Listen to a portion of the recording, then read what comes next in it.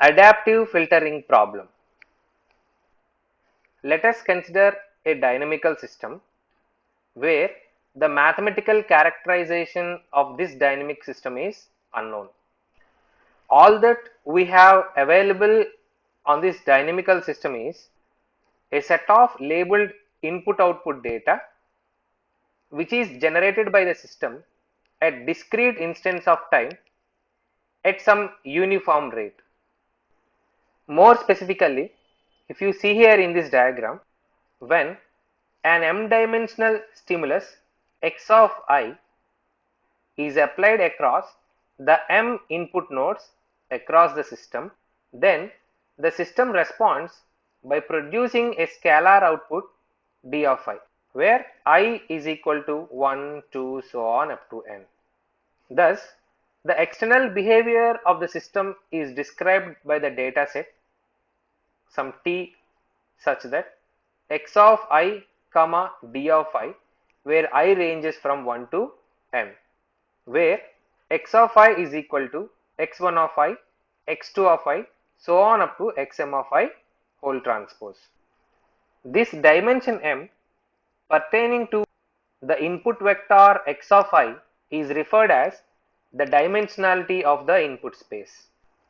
This stimulus x of I can be in any one of the two fundamentally different ways. The first way is in spatial manner and the other way is in the temporal manner.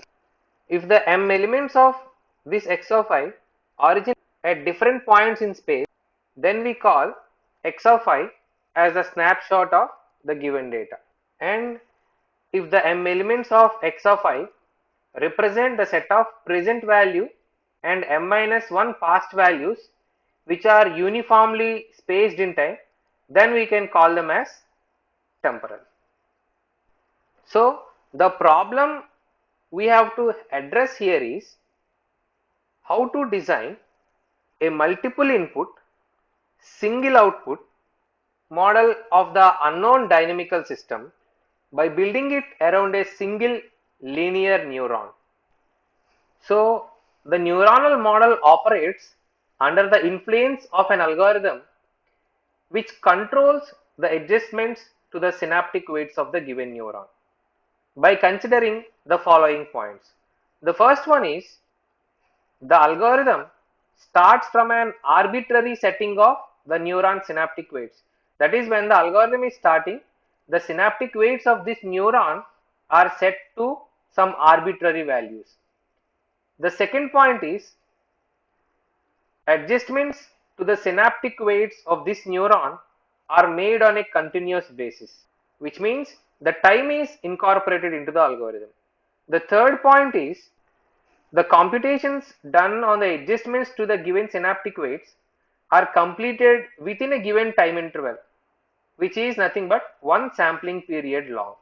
So, this neuronal model which we have described just now is referred to as an adaptive filter. Let us now see the signal flow graph of the adaptive filter. Its operation consists of two continuous processes. The first one is filtering process and the second one is adaptive process. The filtering process in turn involves the computation of two signals. The first one is an output signal which is denoted by y of I, which is produced in response to m elements of the stimulus vector x of I, which are x1 of I, x2 of I, and so on up to xm of I. The second signal computed by the filtering process is an error signal. The error signal is denoted by E of I, which is obtained by comparing the output y of I to the corresponding output d of I, which is produced by the unknown system. Here, d of I is the desired response or the target signal. Coming to the second process, adaptive process. This involves the automatic adjustment of the synaptic weights of the neuron in accordance with the error signal E of I. So, the combination of these two processes, that is the filtering process and adaptive process, working together constitutes a feedback loop shown here. acting around the neuron.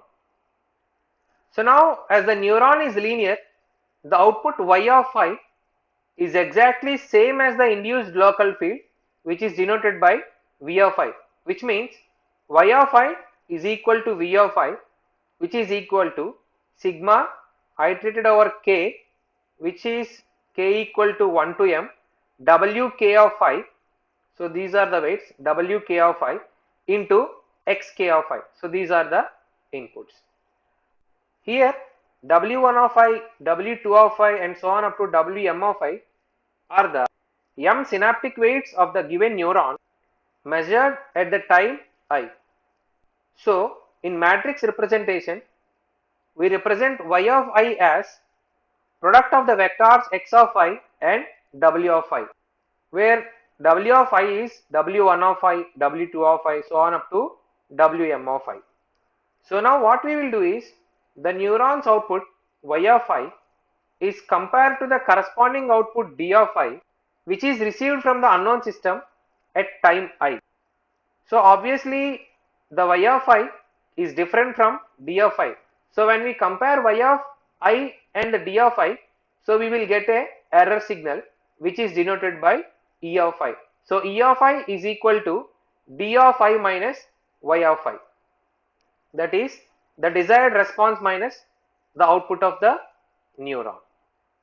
So the way in which this error signal E of I is used to control the adjustments to the synaptic weights of the neuron is determined by the cost function, which is used to derive the adaptive filtering algorithm. So this problem is closely related to that of optimization. So we will see what is optimization.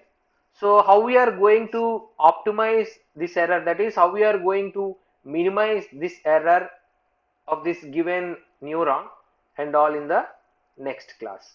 Thank you.